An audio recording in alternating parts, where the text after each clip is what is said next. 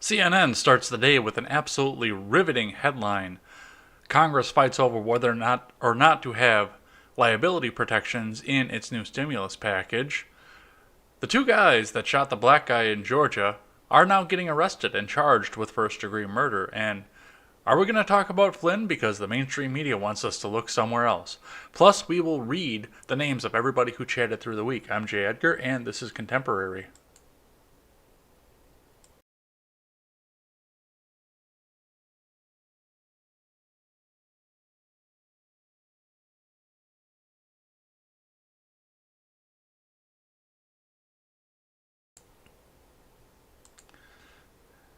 Well, good morning, everybody. How are we doing today? It's been quite the day already. I was just looking through news yesterday, and it was a mess. It was an absolute 100% mess when we went through everything yesterday. So many things that they tried to crop up and stuff into the news, so nobody could see what we're going to spend the majority of the show talking about. But before we get started, head on over to freedomscoop.com. Freedomscoop.com is going to be your one-stop shop for all of your news and commentary. We've got the generational gap, we've got Freckles and Brits, Stephen Ignoramus, Wyatt Birkenhoff, the R-rated conservative, and me. So go over there and check us all out. Looks like we're going to be getting some new sweatshirts coming in just in time for summer. So go and check them out. Possibly you can get yourself a contemporary hoodie. That's in the works. So we will see what happens there. Go and check us out and follow the other creators that are over there. So the first thing I wanted to start with, and this was a toss-up between this and the absolutely riveting headline that CNN decided that they needed to put out. I'm not going to read any well, I'm going to actually read one article from CNN down the stack, but I'm not going to read the article that goes with this.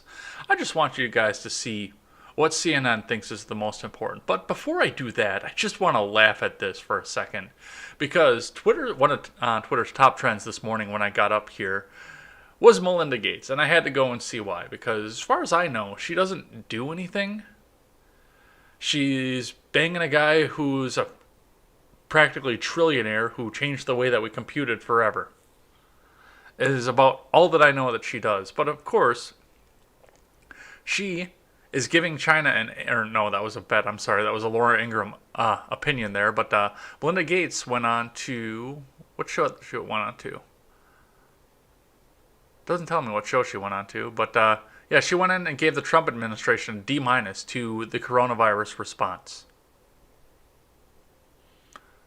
I understand that Bill and Melinda are in the top of Common Core and they're trying to get the education and take control of the educational world there, but that doesn't give her a place to grade an administration. If it was Bill, I would care just slightly more. But not really, because he's also not an elected official. But he's actually done something for the good of the country, rather than plowing a millionaire. So I thought that was funny. And of course, as I said in the beginning, CNN tops today's stories with an absolutely riveting headline. This is the most important thing in America, people, because CNN put it at the top in big, bold letters on the top of their website. Are you ready? Excuse me. COVID cough. Are you ready, guys? Are you ready?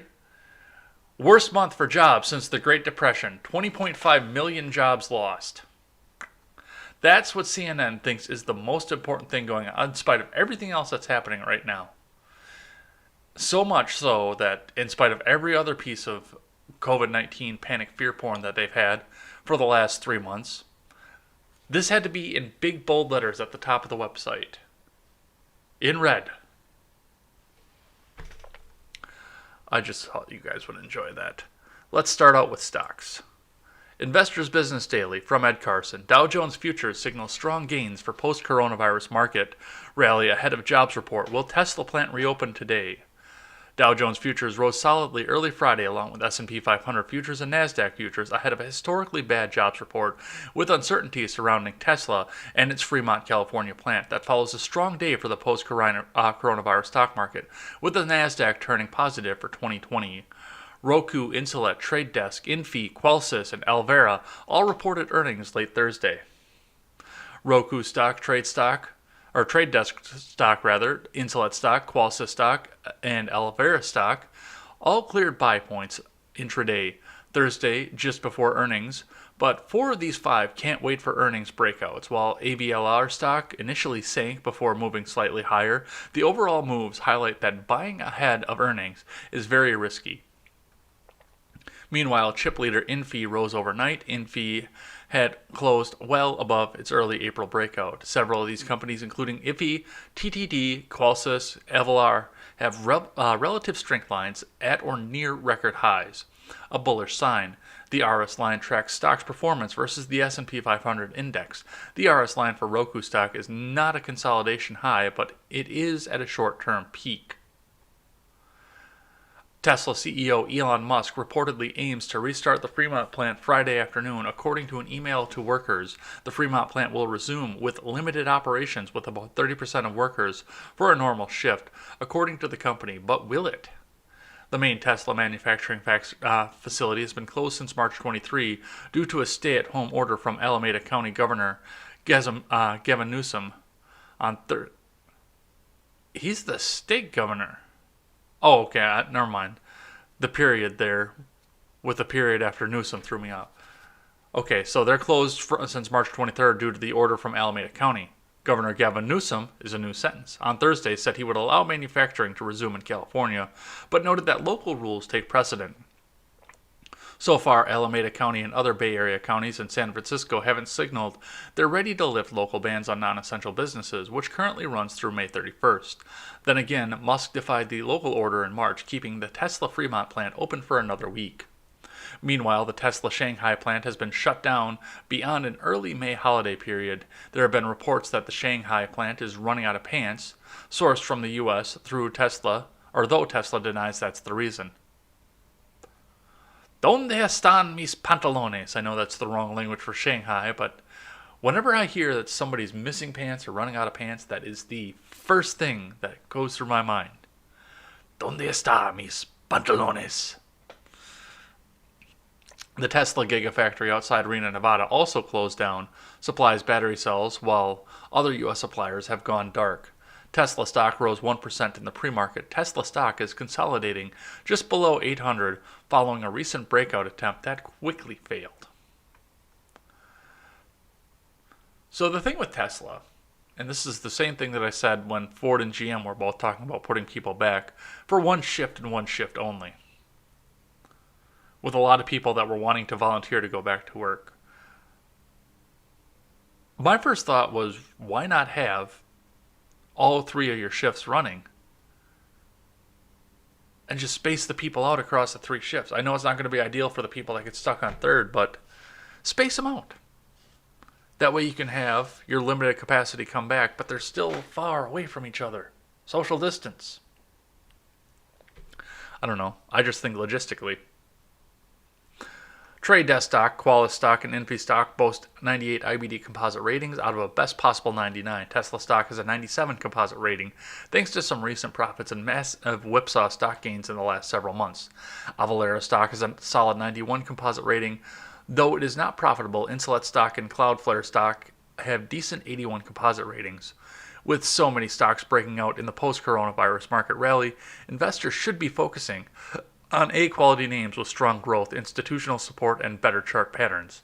Roku stock, which corrected 65% during the coronavirus market crash, has been a huge winner at times, but the money-losing stock is tremendously volatile.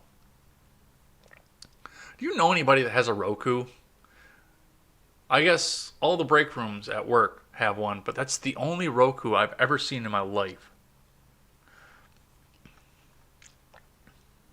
Everyone else has a Fire Stick that I know of. Contrast to that, profitable leaders such as Microsoft, ServiceNow, and Apple, which have corrected a relatively modest 31, 34, and 35% respectively, all three stocks have broken out over the last several sessions. Their RS lines are at record highs. Microsoft and Apple are both trillion-dollar companies and members of the Dow Jones and S&P 500 and NASDAQ. It doesn't get much more institutional than that. Microsoft stock, ServiceNow stock, and Apple stock are all on IBD leaderboard. Microsoft and Now stock are on the IBD long-term leaders list. If you do buy more speculative names like Roku stock, keep them at relatively small shares of your portfolio, and that is from Ed Carson. That is not from J. Edgar. Just keep that in mind because I am not authorized to give you stock advice. CNBC reports Dow futures up 200 points even after record job losses as investors bet the worst is past. This is from Fred Imbert. U.S. stock futures rose Friday even after the ugliest monthly jobs report ever as investors bet the worst of the coronavirus and its impact on the economy is past. Dow Jones Industrial Average futures were up by more than 200 points or 1%. S&P 500 futures were up 9% or 0.9%. Nasdaq 100 futures were up 0.8% higher as tech stocks look to add to their gains after pushing the Nasdaq Composite into positive territory for the year on Thursday. The Labor Department said a record 20.5 million jobs were lost last month, adding the unemployment rate jumped to 14.7% from just 4.4%. Both the spike in job losses and the unemployment rate surge are post-World War II records. To be sure, neither print was as bad as feared. Economists polled by Dow Jones expected a loss of 21.5 million jobs and an unemployment rate of 16%. That's because the government told you not to go to work. Sentiment on Wall Street was also aided after Treasury Secretary Steve Mnuchin and U.S. Trade Representative Robert Lighthizer spoke to Chinese Vice Premier Liu He late on Thursday about the phase-on trade deal signed in January. In a statement, they both said to both sides agreed that in spite of the current global health emergency, both countries fully expect to meet their obligations under the agreement in a timely manner. So, if they're agreeing to the trade deal that they formed back in January, that's going to take the tariff talk off the table, which means that the markets are going to like that. Like I said, I like the idea of protectionism on tariffs. Just kind of this is what you charge us, so we're going to charge you the same thing. That kind, just to negotiate the tariffs down. But the markets really, really hate that word. The call and subsequent statement came amid rising tensions between both countries as U.S. officials criticized China's initial handling of the coronavirus outbreak. Stocks have rallied aggressively off their March lows as investors bet on an eventual reopening of the economy and that many tech companies would see solid revenue through the shutdowns. The S&P 500 has bounced more than 30% from its virus low and is just 15% from a record. The Nasdaq Composite is more than 35% off its lows and is now up 0.1% for 2020. Gains from Facebook, Amazon, Alphabet, and Apple helped lift the index back into positive territory for 2020. At one point, the Nasdaq was down more than 25% year to date. So, yeah, we are seeing the recovery that we were looking for. And of course, you talk to the crypto guys, and they think that we are going for an even worse outcome because they're vested in making sure that the US dollar fails and crypto becomes king. All right, so speaking of COVID here, let's talk about the things that are trying to keep us from talking about General Flynn. So, for starters here, and I had to go to US News and World Report to actually find a report on this, because the mainstream sure aren't covering here, and the LA Times actually had something in it, but they have ad block protection, so you can't read them if you have your ad block on. And that's what I have to say to people that won't let me read their articles with an ad block on. From U.S. News and World Report from Andrew Spergel, senior writer of economics, liability protection looms over next coronavirus stimulus package. The next round of coronavirus stimulus relief appears to hinge on a liability protection that Republicans say will protect businesses from lawsuits once they reopen if their workers get sick. With the Senate back in Washington this week, pressure is mounting on congressional lawmakers to approve a new stimulus package to support American consumers and businesses through what many experts believe will be the country's most significant economic upheaval since the Great Depression.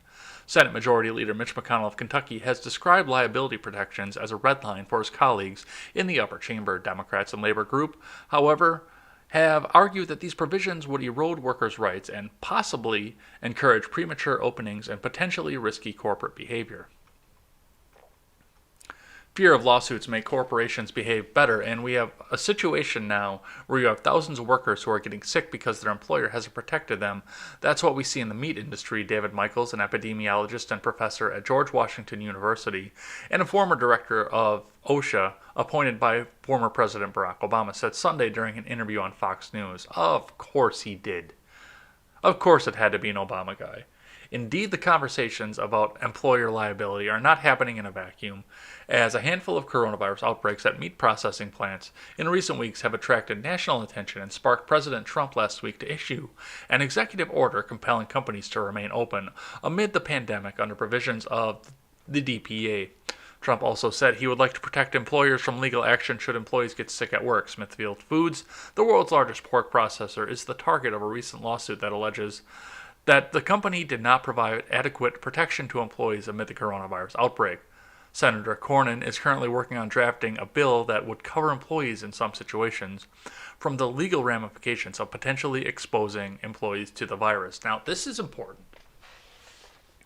And yes, I do understand what the director of OSHA has to say. Employers are much more accountable if they can be sued.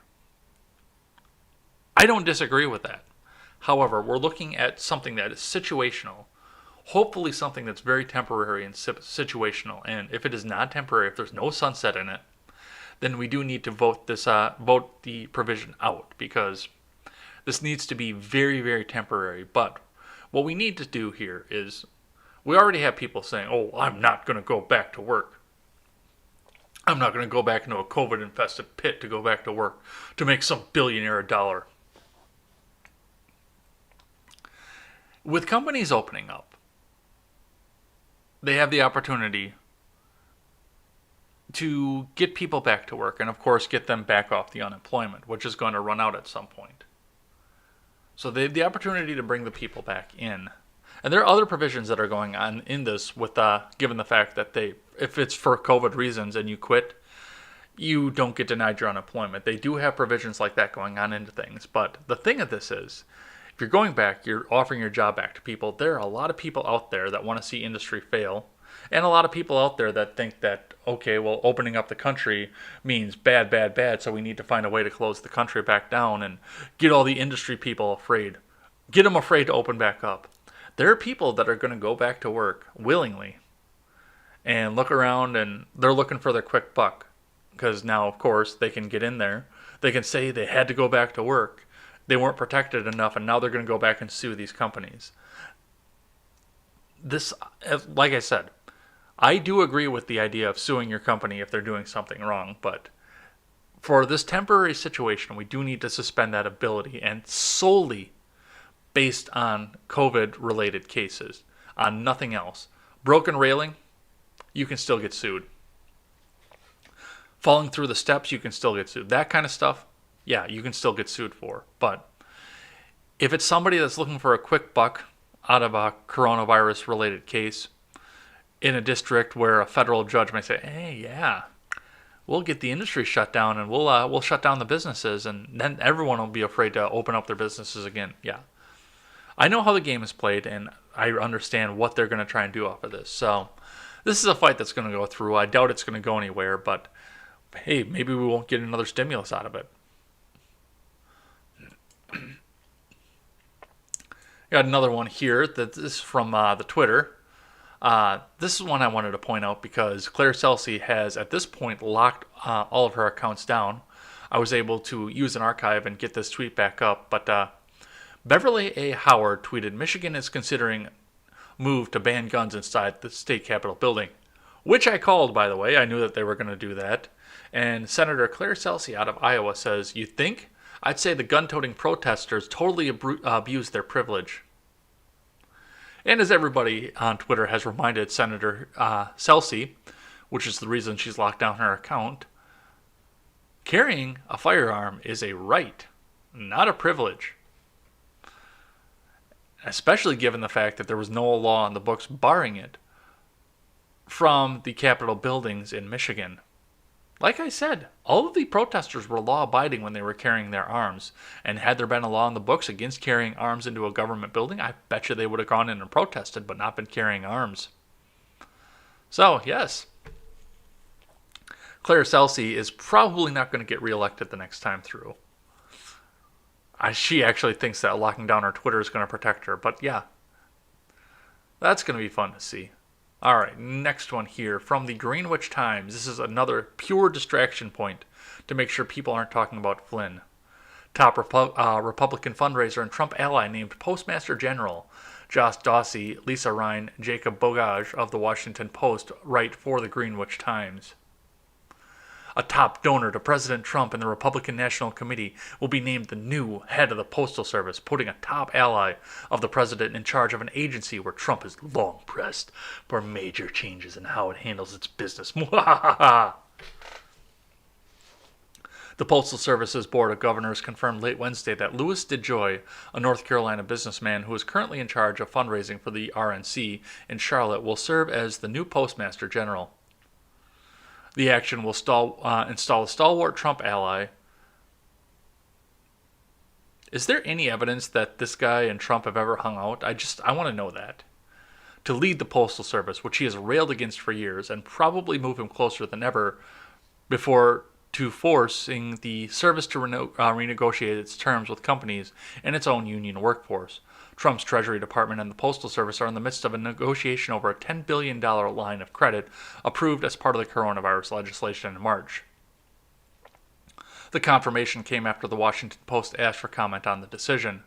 Trump has indicated he wants the Postal Service to dramatically raise fees for delivering packages for customers such as Amazon in exchange for tapping the line of credit. Trump has long argued that Amazon doesn't pay the Postal Service enough, a charge the agency has fiercely contested. Amazon's chief executive Jeff Bezos owns the Washington Post, which is providing this article to the Greenwich Times, by the way. Louis DeJoy understands the critical public role in the United States Postal Service and the urgent need to strengthen our future generations, Robert M. Duncan, chairman of the Board of Governors, said in a statement. Postal workers are the heart and soul of this institution, and I will be honored to work alongside them and their unions, DeJoy, who will start June 15th, said in a statement. The White House declined to comment. Gerald Connolly of Virginia, chairman of the House subcommittee that oversees the Postal Service, denounced the move as a reward to Trump by a partisan donor. The Postal Service is in crisis and needs real leadership and someone with knowledge of the issues, Connolly said. This crony doesn't cut it. After criticizing the agency for years, Trump has been consolidating his influence lately. 3 Republicans and 1 Democrat sit on the Board of Governors after the vice chairman, David Williams, a Democrat, resigned last week.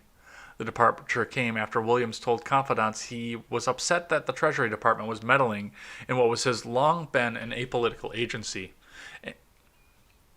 Have you met a postal worker or postal union worker? It's not an apolitical agency.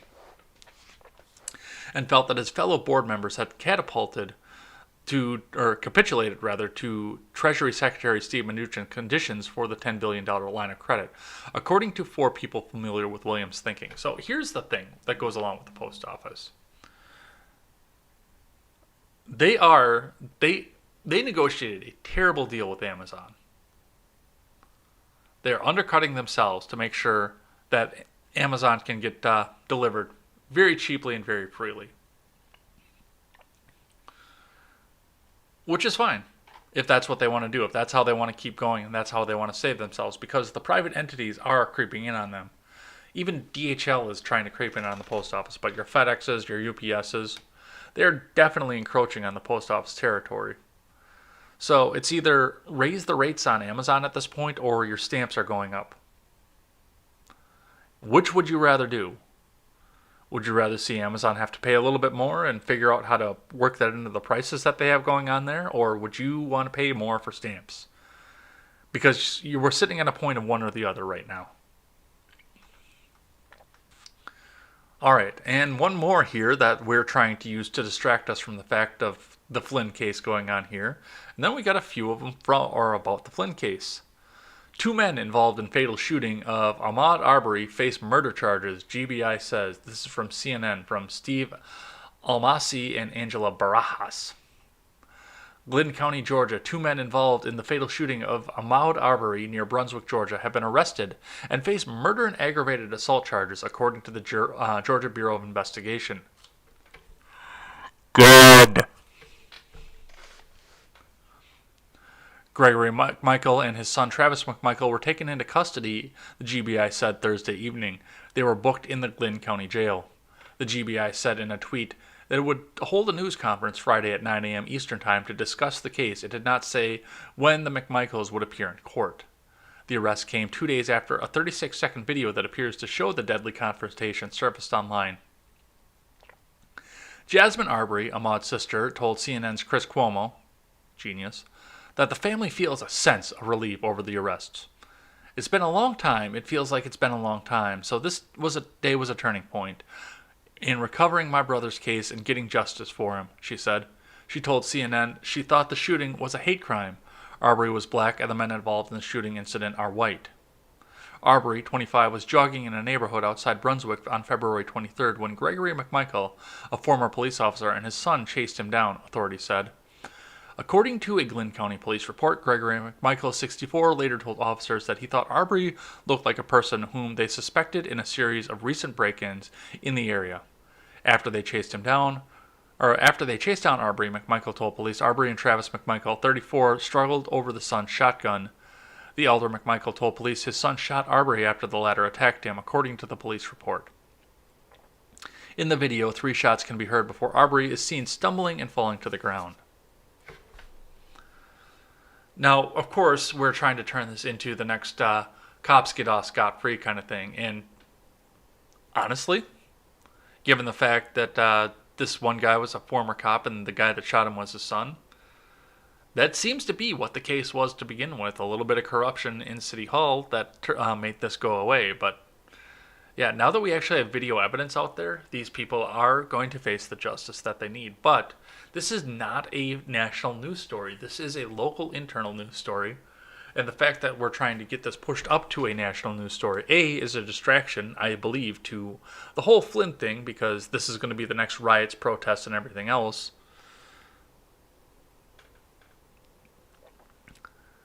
And B is going to be the next thing to try and divide us out into a country. So, of course, we have to have racial politics going into an election year. Of course, we have to, because the evil, mean orange man is going to be racist, and he's going to try and destroy black people. He's going to try and whitewash the country, and all this other stuff that they're going to try and pin on him. But the thing that really gets me is the fact that, of course, everyone's saying that, oh, well, it's only happening because he's black, and all these white conservatives are trying to voice for and trying to get these guys off, and all these white conservatives on Twitter think that these guys should go scot-free. I have yet to see a white conservative Twitter user say that these guys should go free. I'm sure they're out there. I've seen some of the people that have chatted in the previous episodes of Ed's World in my live chat. I'm sure that they're out there, but they're not commonplace. That's not a commonly held belief out there. All right, let's talk about Flynn. Starting with Fox News from Greg Ree. Flynn bombshells cast doubt on Mueller prosecutor Brandon Van Grack's compliance with court order. Explosive new unsealed evidence documenting the FBI's effort to target National Security Advisor Michael Flynn, including a top official's handwritten memo debating whether the FBI's goal was to get him to lie so we can prosecute him or get him fired, calls into question whether Brandon Van Grack, a Justice Department prosecutor and former member of the special counsel Robert Mueller's team, complied with a court order to produce favorable evidence to Flynn. Since February 2018, Van Grack has been obligated to comply with a D.C. District Court Judge Emmett G. Sullivan's standing order in the Flynn case to produce all evidence in the government's possession that is favorable to defendant and material either to the defendant's guilt or punishment. The order also requires the government to submit favorable defense evidence to the court, including possible impeachment evidence that could undermine witnesses, even if the government believes the evidence not to be material. Van Grack has long informed Sullivan that the government's so-called Brady obligations, referring to prosecutors' duty to turn over exculpatory materials to defendants, have been met. In an October 2019 filing, Van Grack denied the governmental misconduct and assured the court that the government has complied and will continue to comply with its discovery and disclosure obligations, including those imposed pursuant to Brady and the court's standing order. In that same October 2019 motion, Van Grack elaborated on those claims, telling Sullivan that the government had not affirmatively suppressed the evidence or hid Brady material. He denied that the government was aware of any information that would be favorable and material to Flynn at sentencing. Van Grack further dismissed the arguments by Flynn's attorney Sidney Powell that General Flynn was targeted and taken out of the Trump administration for concocted and political purposes as conspiracy theories. And I'm pretty sure that the release of that handwritten note just last month turns all of that on its head, because I'm pretty sure that would be exculpatory evidence at that point. DOJ regulations state that prosecutors like Van Grack, with limited exception, should be granted access by FBI agents to the substantive case file and any other file or document that they have reason to believe may contain discoverable information related to the matter being prosecuted. The regulations state that prosecutors can personally review the file or documents, or may choose to request production of potentially discoverable materials in the case. What Van Grack didn't inform the court about and didn't provide to Flynn was the newly unsealed January 4, 2017 closing communication from the FBI Washington field office, which recommended the FBI close its investigation of Flynn, as its exhaustive search through the government databases did not yield any information on which to predicate further investigative efforts. Van Grack also failed to provide evidence to Flynn's attorneys that anti-Trump former FBI agent Peter Strzok then immediately intervened and instructed the FBI case manager handling the Flynn investigation to keep the probe open, followed by indicators that the Bureau would seek to investigate Flynn for possible violations of an obscure 18th century law known as the Logan Act, which has never been utilized in modern prosecution. Another Strzok text mentions the FBI's seventh floor, meaning FBI leadership, may have been involved in the decision to keep the Flynn case alive. Instead, Van Grack characterized Flynn's alleged false statements as critical to the FBI, legitimate and significant investigation into whether the individuals associated with the campaign of then-candidate Donald J. Trump were coordinating with the Russian government in its activities to interfere with the 2016 presidential election. So, I don't think that he complied with it at all. We've got a tweet here from Randy Quaid. Adam Schiff must be held to account for his multitudinous lies to the American people and ordered to personally repay taxpayers the $34 million cost of the Mueller investigation. Maybe. I don't know if there's a law that would require that. We would have to see what's on the books for that, but it's definitely worth looking into. And of course, the big news that came out of all of this here, DOJ drops case against Michael Flynn in wake of internal memo release, and left-wing Twitter went fucking nuts over this. Oh my God, you would never see people so angry about the fact that they're being protected from the government. Because like I said from the beginning, if they can do this to Flynn and Trump and Kavanaugh and all these other people and sidestep the Fourth and the Fifth Amendments for them, imagine what they plan to do to you. The people who voted for the wrong people, the people that didn't let Hillary get into office. Imagine what they could do to you. That has been my biggest fear from all of this, is what they plan to do to the rest of us down here in the middle of the country. This is from Brooke Singman. The Justice Department on Thursday moved to drop its case against former National Security Advisor Michael Flynn in a stunning development that comes after internal memos were released raising serious questions about the nature of the investigation that led to Flynn's late 2017 guilty plea of lying to the FBI. The announcement came in a court filing after considering review of all the facts and circumstances of the case, including newly discovered and disclosed information, as the department put it. DOJ officials said they concluded that Flynn's interview by the FBI was untethered to and unjustified by the FBI's counterintelligence investigation into Mr. Flynn, and the interview was conducted without any legitimate investigative basis. Later Thursday afternoon, Flynn tweeted a video of his grandson reciting the Pledge of Allegiance along with a message, "and justice for all." The federal judge overseeing the case would have to make the final determination to dismiss it. The retired Army Lieutenant General for months has been trying to withdraw his plea, aided by a new attorney aggressively challenging the prosecution's case and conduct. But the case has been plodding through the court system with no resolution ever since its original plea, even amid speculation about whether President Trump himself could extend a pardon. The DOJ moves to dismiss the case would appear to put an end to that process. Earlier Thursday, the top prosecutor on the case, Brandon Van Grack, abruptly withdrew from the case without explanation in a brief filing with the court. Breadcrumbs were being dropped in the days preceding to the decision that this case could be reconsidered. Documents unsealed a week ago by the Justice Department revealed agents discussing their motivations for interviewing him in the Russia probe, questioning whether they want to get him to lie so he'd be fired or prosecuted, or get him to admit wrongdoing. Flynn allies howled over the revelations, arguing that he essentially had been set up in a perjury trap. Fact check true. In that interview, Flynn did not admit wrongdoing and instead was accused of lying about his contacts with then Russian ambassador, to which he pleaded guilty. The latest DOJ filing noted that Flynn's false statement plea pertained to a crime that required a statement to be not simply false but materially false with respect to a matter under investigation. That filing showed the government is not persuaded that the January 24, 2017 interview was conducted with a legitimate investigative bias and therefore does not believe Mr. Flynn's statement were material, even if untrue.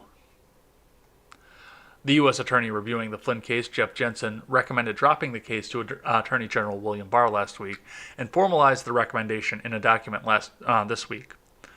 Through the course of my review of General Flynn's case, I concluded the proper and just course was to dismiss the case, Jensen said in a statement. I briefed Attorney General Barr on my findings, advised him on these conclusions, and he agreed. President Trump reacted from the Oval Office just minutes after the DOJ filing surfaced. He was an innocent man. Now in my book, he's an even greater warrior, Trump said, while criticizing Obama administration officials. They're human scum. It's treason. Trump critics decried the decision Thursday. Comey tweeted, the DOJ has lost its way, and House Judiciary Committee Chairman Nadler, who was a key figure during Trump's impeachment proceedings, called the decisions outrageous. The evidence against General Flynn is overwhelming, Nadler said in a statement, while urging the Inspector General investigation. Oh, they're going to investigate each other until the end of time at this point.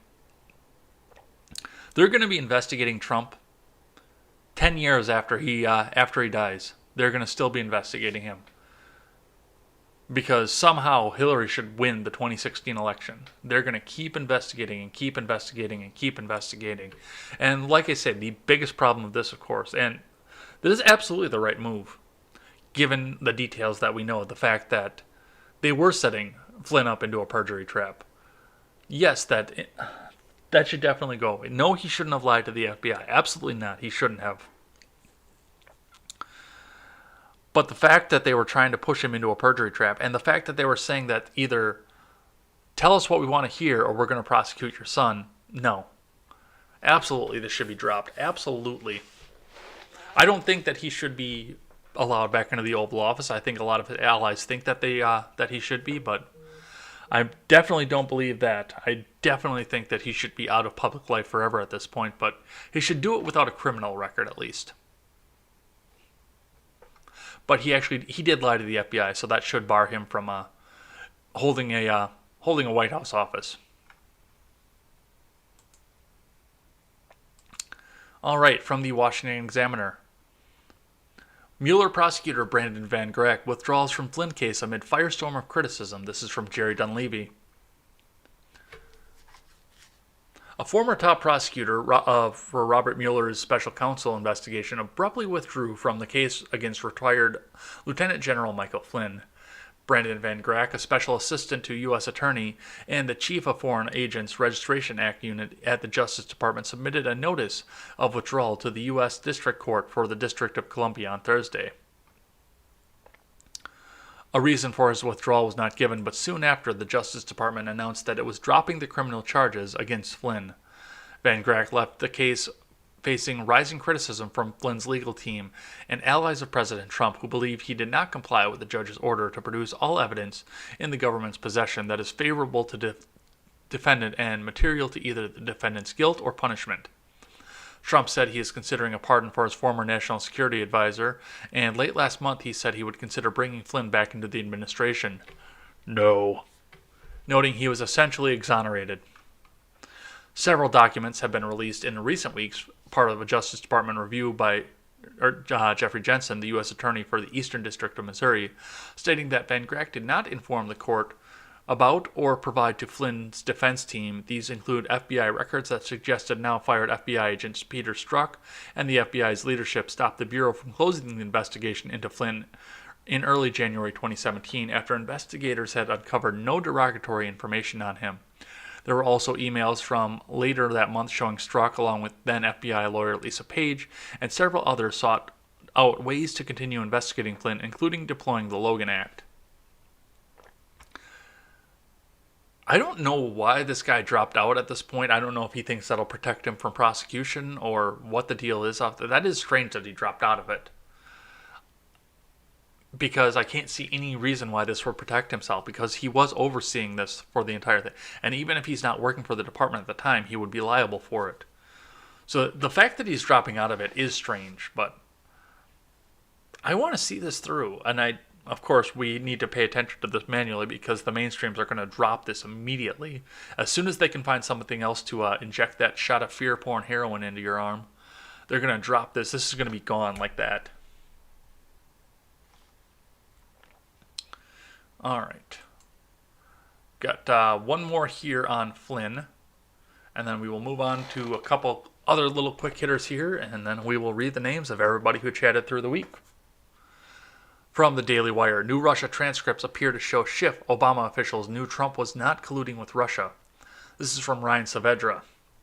Newly released transcripts from the House Intelligence Committee Chairman Adam Schiff's closed-door Russia investigation hearings show that former Obama officials and Schiff appeared to know there was little to no evidence that the Trump campaign colluded with Russian officials during the 2016 election. Excuse me. Here's what former Obama officials testified to when asked during Schiff's hearings if they had seen or if they had seen evidence of collusion between the Trump campaign and Russia. Former Director of National Intelligence James Clapper, I never saw any direct empirical evidence that the Trump campaign or someone in it was plotting, conspiring with the Russians to meddle with the election.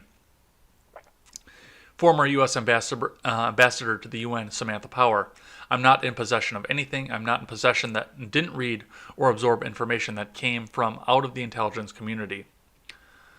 Former National Security Advisor Susan Rice, I don't recall any intelligence or evidence to that effect. Former AG Loretta Lynch, I can't say it existed or not.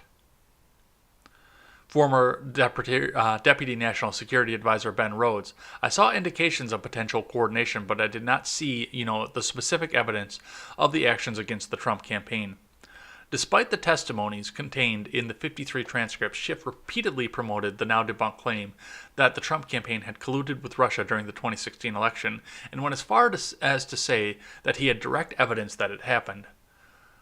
Trump Jr. told the Daily Wire, sounds like it was 53 up, 53 down. None of the former Obama admin people were able to testify that they'd seen evidence of collusion.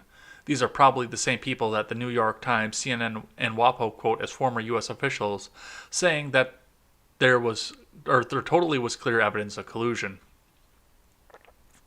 Clapper, who had testified that he had no evidence of collusion, said 2 years later, when he was a paid CNN contributor, what was the Trump campaign doing the same time was essentially aiding and abetting the Russians. The transcripts were released after Republicans pressured Schiff to release them, and Acting Director of National Intelligence Richard Grenell informed Schiff that the transcripts were cleared to be released after redactions had been made. Schiff reportedly panicked over the releasing transcripts because he knew what is now public, that the things that he was claiming in public did not match what officials were testifying to behind closed doors.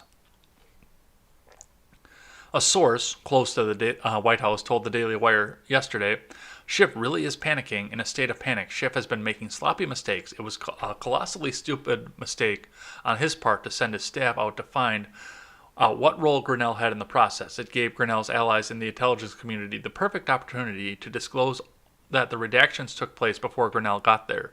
Some of Schiff's other mistakes will play out over the next couple days.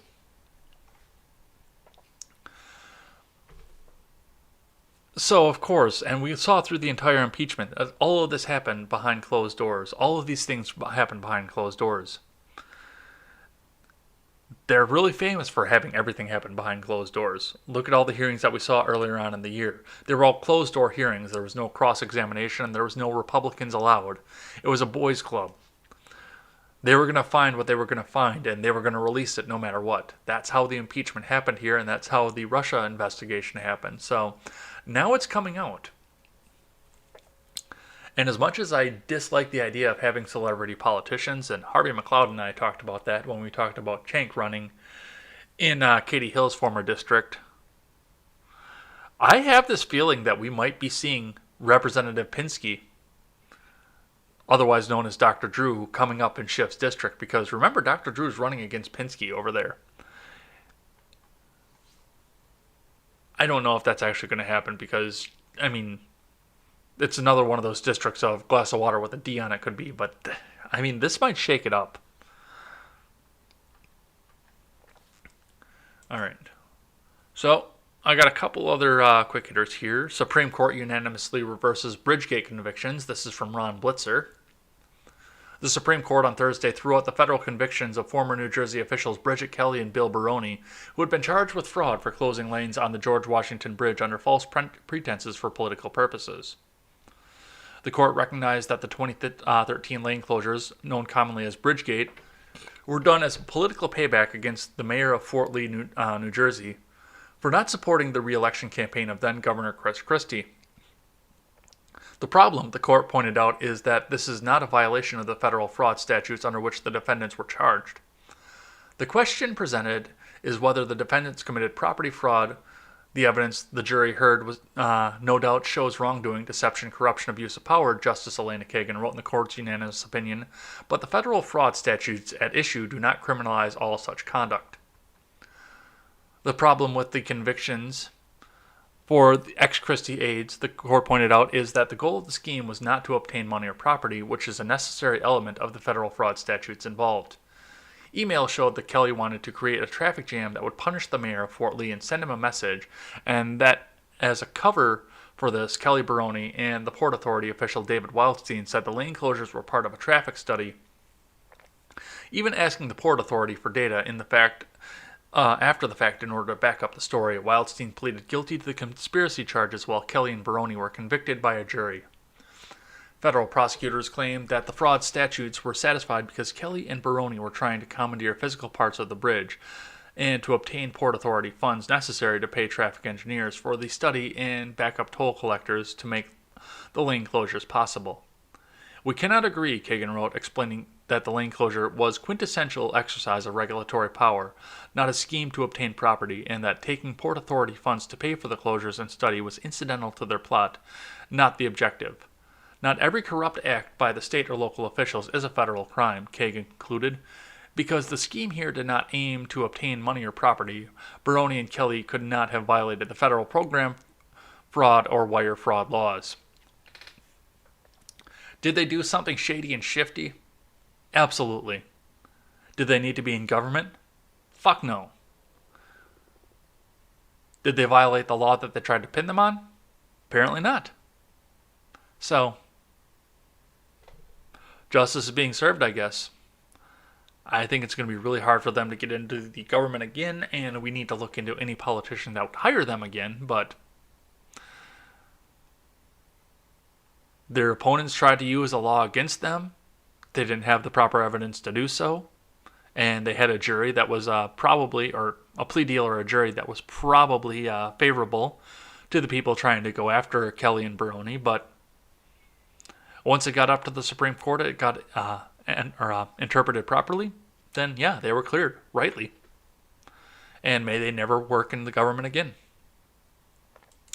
All right, last thing I have here from CBS News.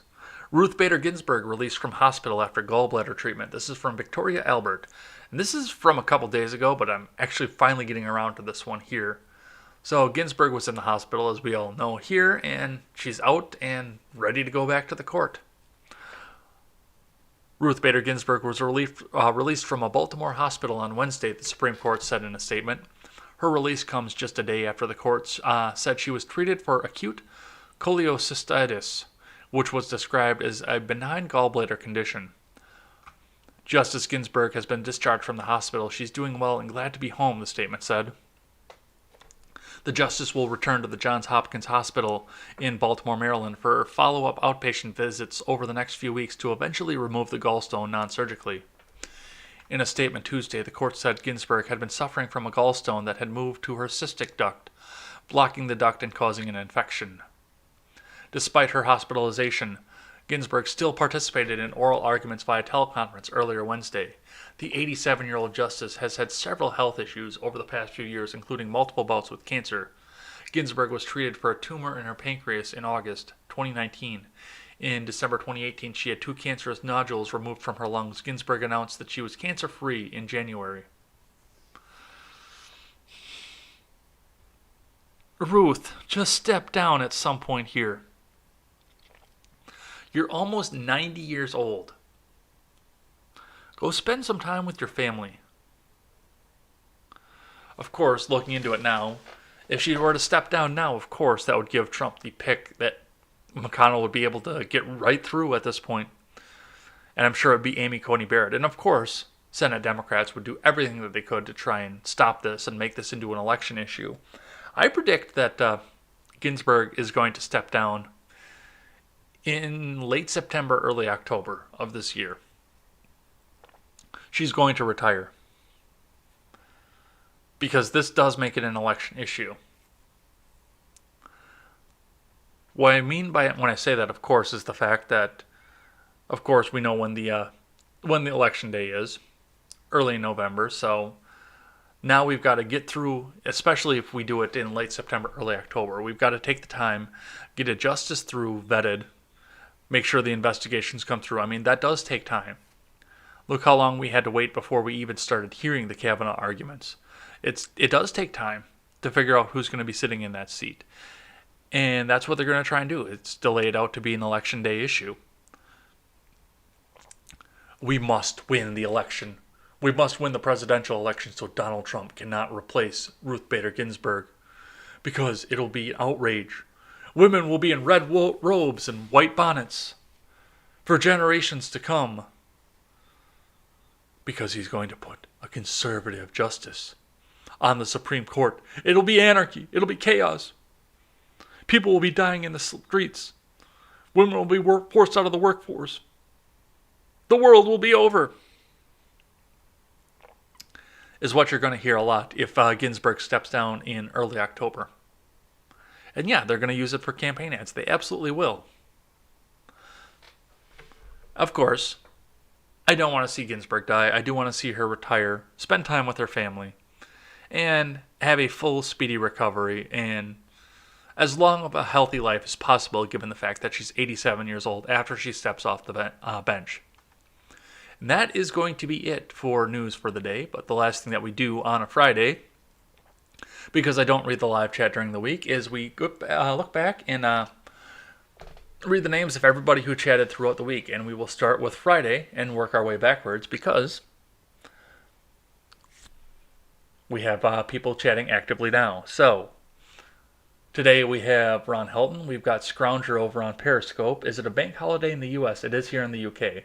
Ron, first off, I don't know how to get the Restream bot into the chat for Periscope, so Scrounger actually can't see your reply, but Scrounger, it is not a bank holiday today. Looks like we've got Sergeant Peterson in here just lurking. Sully Blues got the stickers out already. Dabba Cannabis has got pretty cool Kermit the Frog tea emoji over in the stickers. I like that. Thanks everybody over on DLive here. Let's see, Ron Helton's got some more stickers here. Some more Sully Blue going on. You guys got some interesting things going on. I'm actually going to have to sit down and read this after the show. Well, I do anyway, but Berkey Strick O says, tell me about something special. Well, we had a few special things going on here. Thanks for stopping in. Sergeant Peterson again, way back at the beginning. Let's see. That looks like it's it for the day. So thanks everybody on today's stream for coming in. Now we will look back. You guys were busy on Thursday, and I thank everybody for coming in here. We had TCG Joe, the chill gamer, that was on Ed's World last week. So thanks for coming in and chatting with us. Buttercup Jones was over on Periscope. Amanda Figs. Buttercup Jones and Amanda Figs, I think, were new names coming up. So thanks for coming in and checking us out. Unfortunately, to Buttercup, I don't read the live chat on air during Contemporary. I do it during Ed's World, but I don't do it on air during Contemporary, just to kind of keep the flow of things here. Silent Caster, who I believe is going to be on the show, not this coming week because we've got Adam Kokesh, but the week after. I believe he's going to be my guest for there. I reached out to him. He agreed. I've been vetting his material, so I think that's going to be a good fit. So we'll come and check that out. We had Jack White over on the Periscope. Oink Zoink in Roundtable Decision. On Wednesday, we had Ron Helton, Sully Blue, The Generational Gap, which would have been Robert on that side. Spartan0000 Subhuman came in, and Jahaxon14 popped in on Twitch. On Tuesday, we had Ron Helton, Sully Blue, and Roman King. And on Monday, we had Ron Helton, Sully Blue, Stalker Soldier. That was a new name I didn't recognize, so thanks for coming in and checking us out. And Neutral Cookie. And that is everybody who chatted throughout the week. Thanks everybody who comes by and checks out the show. And remember, if you can't catch us live for any reason, I have finally caught up again. I'm only one day behind at this point with the audio platform. We do put this back on demand on YouTube and on BitChute. It should load automatically on BitChute. Otherwise, we are on freedomscoop.com. You can check the entire back catalog of this show, or you can check us out on the audio platforms, iTunes, Google Play, and Stitcher. And if you're on iTunes, leave us that 5-star rating and a good review. We do not have an Ed Talk this weekend, but I will be on the Freckles and Brit Liberty live stream on Saturday, so go and check us out over there. That is going to be, I believe, at 6 local time, so go and check that out. I think, she said 7 Eastern, so 6 local time, so go and check that out. I will confirm that over on my Twitter because it might have been 5. I'll go ahead and double check that, but we will be live on Saturday, so come and check us out over there. Otherwise, we will be back here on Monday for more Contemporary, and Adam Kokesh is going to take a second crack at being on Ed's World. We will see if how that goes, but I would love to sit down and have a talk with him, especially with the news that we had throughout this past week. So come and check us out. And as we always say, never take the words of bloggers, podcasters, or journalists as gospel. Find all the facts and draw your own conclusions. Have a good weekend, everybody. If it's warm where you are, go and enjoy it. It looks like it's going to be cold as hell here, but we'll still take some time to enjoy it. Take care, everyone.